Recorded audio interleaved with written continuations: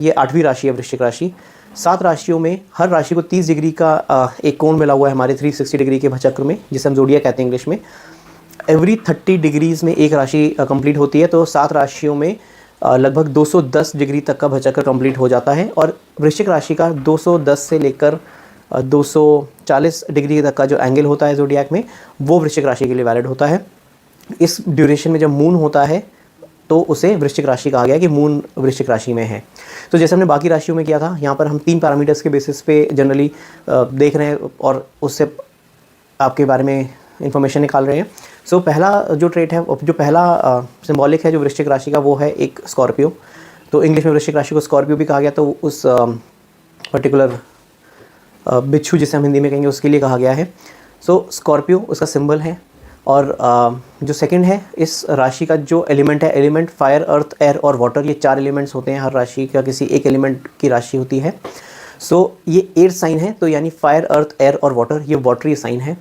और इसका watery sign बहुत इंटरेस्टिंग है।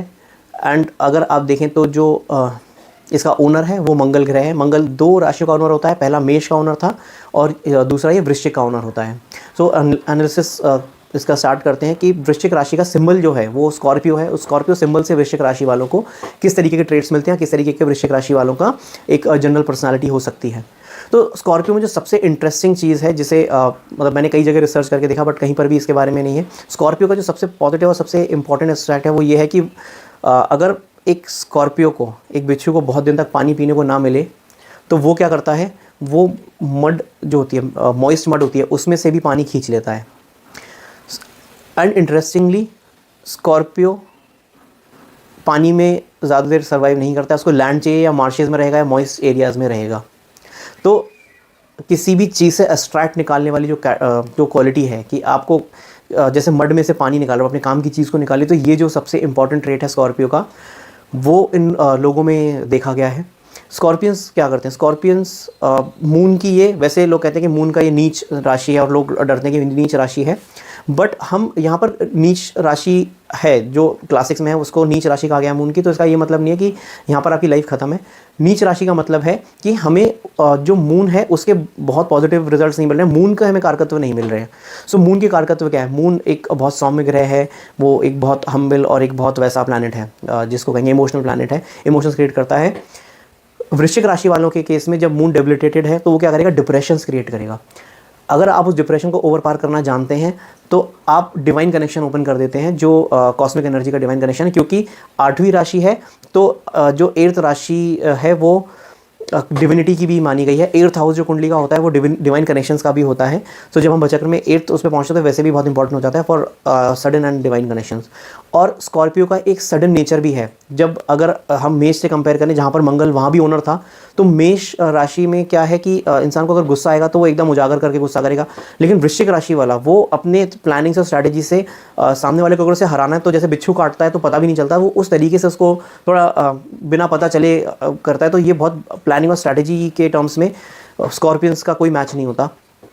स्कॉर्पियंस का जो प्लानिंग अगर हम देखें तो जो एक एस्पेक्ट है कि वो अगर उन्हें पानी नहीं मिल रहा तो वो प्लान करके मड से पानी खींच लेंगे। सो वो चीज़ है कि अगर आपके पास वो रिसोर्सेज नहीं हैं तब भी आप अपने लिए एक रिसोर्स जनरेट करने में सक्षम हैं। और अगर आपका मून डेबिलिटेटेड है, जिसे हम वृश्चिक राशि में कहते हैं मून डेबिलिटेटेड, इसका मतलब है आप बहुत इमोशनली थिंक नहीं करते।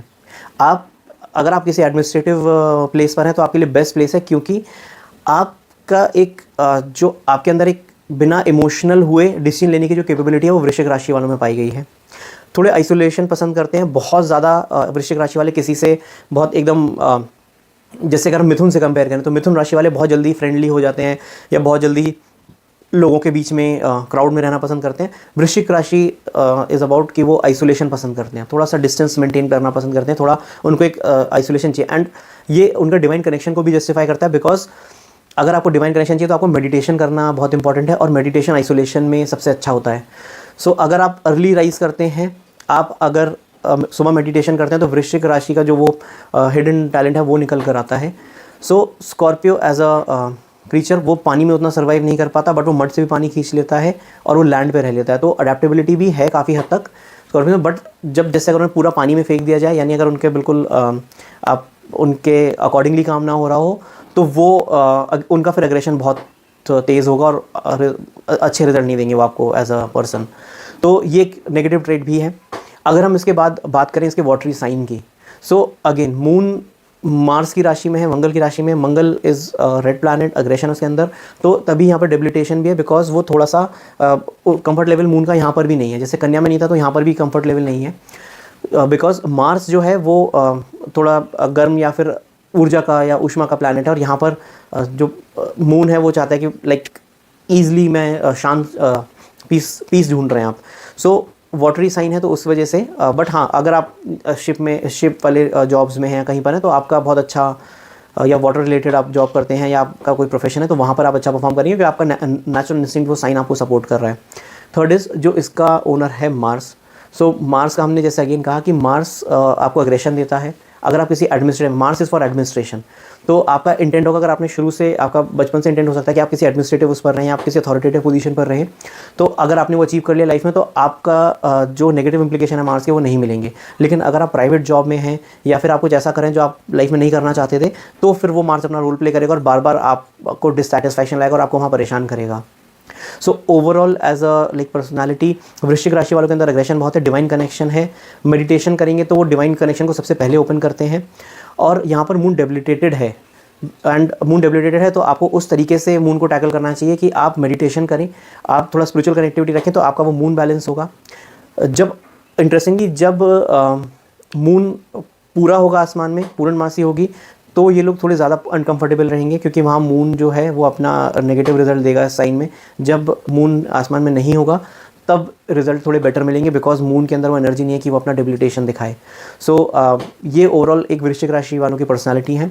एंड आई होप आपको ये वीडियो पसंद आया होगा। आप मेरे इस वीडियो को लाइक ज़रूर करिए। आपको अगर ऐसे वीडियोस पसंद आते हैं तो आप मेरे चैनल को सब्सक्राइब ज़रूर करिए और बेल आइकन ना दबाना ना भूलें, जिससे आप मेरा कोई भी नोटिफिकेशन मिस ना करें एंड आप मेरा नए आने वाला वीडियो ज़रूर देखें। जल्दी आएंगे धनु राशि के वीडियो के साथ, तब तक के लिए नमस्कार।